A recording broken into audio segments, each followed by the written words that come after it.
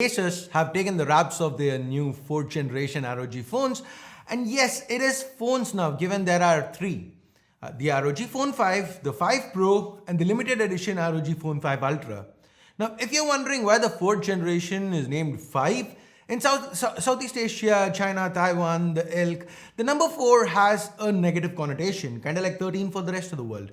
Hence, we've seen brands like OnePlus and Oppo skip the 4, and Asus have followed suit. So this is the ROG Phone 5, and as always, Asus have thrown everything but the kitchen sink at this. This is a whole lot of phone. Hey guys, Ash here from C4E Tech, and if you do end up liking what you see in this video, thumbs up, subscribe, and turn on notifications by hitting that bell icon. Let's now get started. Well, I don't want to waste time unboxing. There are some very interesting things in this box. So let's quickly look at them. For example, there's this cool AR Easter egg to showcase this phone's gaming priorities.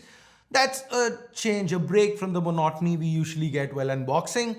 We've got this customized SIM tool. The attention to detail shown by Asus is commendable. Do note that in select markets like India, the Aero case will be included in the box. We also get some fancy ROG stickers, a replacement grommet, and a charger in the box. Yep, charger in the box. That's new, right? Now this is a 30-watt charger, but the ROG Phone 5, all three of them actually support up to 65 watts of charging. Now how has Asus managed this? Well, they've kind of split the battery into two. It's two 3000 milliamp hour battery units, and that's led to a few things. So first, the ROG Phone 5, like I said, it supports charging speeds up to 65 watts. Only the 30-watt charger is included in the box, regardless of if you're buying the 5 Pro or the 5 Ultra. Personally, I would have liked to see them include the 65 watts in at least the 5 Ultra, because that's going to cost a pretty penny. Number two, the split battery leads to better thermals, which also means that despite still being 30 watts, just like the ROG Phone 3, the ROG Phone 5, it will charge faster than its predecessor with the same 30-watt charger. Now 3, the PCB and chip, they go onto the center. So this center is not where you're going to be putting your hands while you're gaming. So it's going to be like this, and you're going to miss out on the center. So the direct heat dissipation is not going to be anywhere near your fingers. And number 4, if you use the new Aero Active Cooler, it's going to go right on top of that chip, and Asus claims that should lead to much better cooling performance. Talking about performance, there is up to 18 gigs of LPDDR5 RAM, which is an industry first, up to 512 gigs of UFS 3.1 storage, and the chip inside, it's the flagship Snapdragon 888. Now this time around, there is no special overclocked version for the ROG phone, but Asus does provide their own overclocking options. And with this Aero Active Cooler 5, which is sold separately, of course, you should be able to maintain peak overclocked performances for longer periods of time. Now talking about the Aero Active Cooler 5, it's got something new compared to previous iterations. It gets 2 physical buttons, and of course the ROG Phone 5, just like every ROG phone before it, gets those ultrasonic buttons.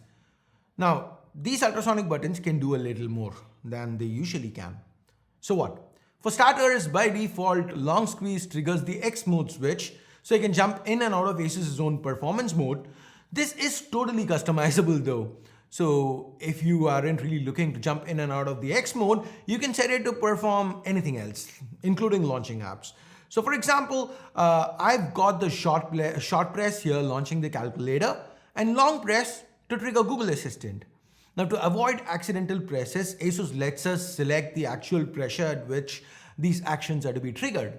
That's really nice, but all said and done, this is a gaming phone, right?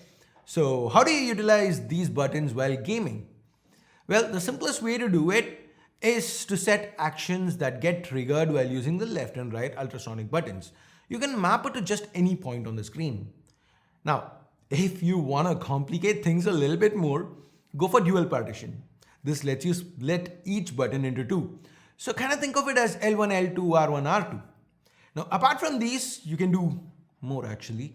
You can set up repetitive actions to be triggered on long press, which is basically, say you want clicks to happen over and over again. Just press and hold this and you can have it set for that, or you can have this entire thing triggered only when you swipe. And then there is a slide option. So this lets you rest your fingers on the ultrasonic keys So it's not registering a button when we are holding it like this. So you can be in a game, it is not going to register anything unless you move your fingers. So you don't even have to take your finger off the trigger. You just keep it on the trigger and then move it to actually trigger that action rather. Now the ROG Phone 5 Ultimate expands on all of this by adding 2 more extra capacitive areas on the back cover which you can slide to activate. Now if I remember correctly, the last time the ROG Phone 3 introduced a shake gesture to trigger, say, reloading. This time though, Asus have taken that entire gesture control thing to a whole new level. There's a huge array of choices at our disposal. Now all this can be set up from Game Genie while playing any game. So a truckload of customization options. Barring customizing the keys, you get to customize the interface too.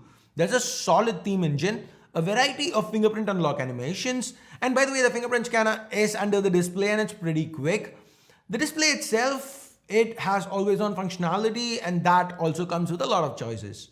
Now, in case you were wondering, this here is Android 11 with Asus's custom skin on top. The custom skin can be either Zen UI or ROG UI.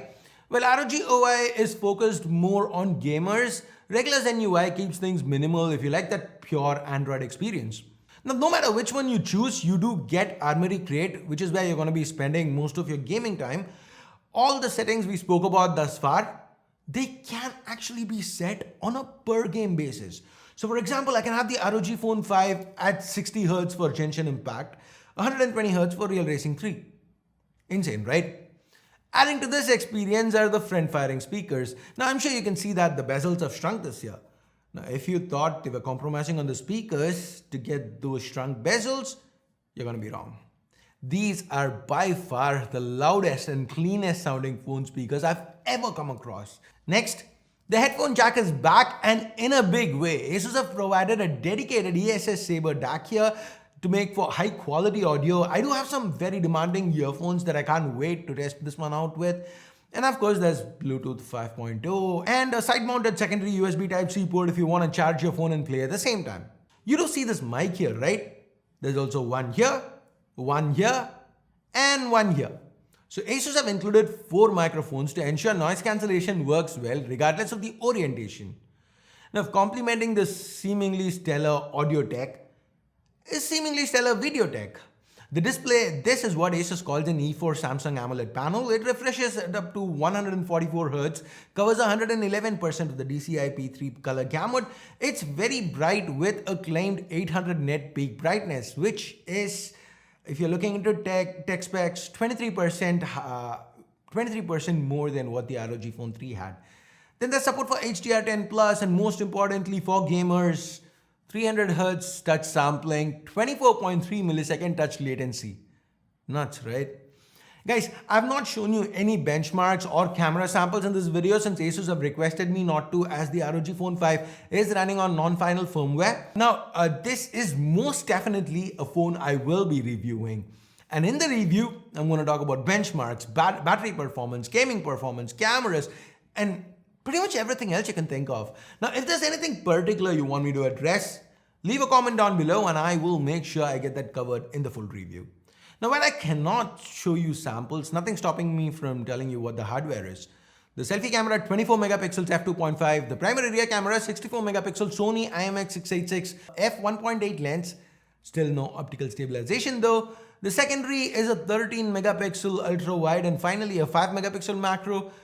Personally, if you'd ask me, I'd say drop the macro of OIS instead. What do you guys think? Now, overall, the Asus ROG Phone 5 looks and feels great in hand with a 6.78-inch display and a 6000 mAh battery, metal and glass. By the way, Gorilla Glass 3 to the back, Gorilla Glass Victus to the front. Now, given all this, you cannot be expecting this phone to be light, right?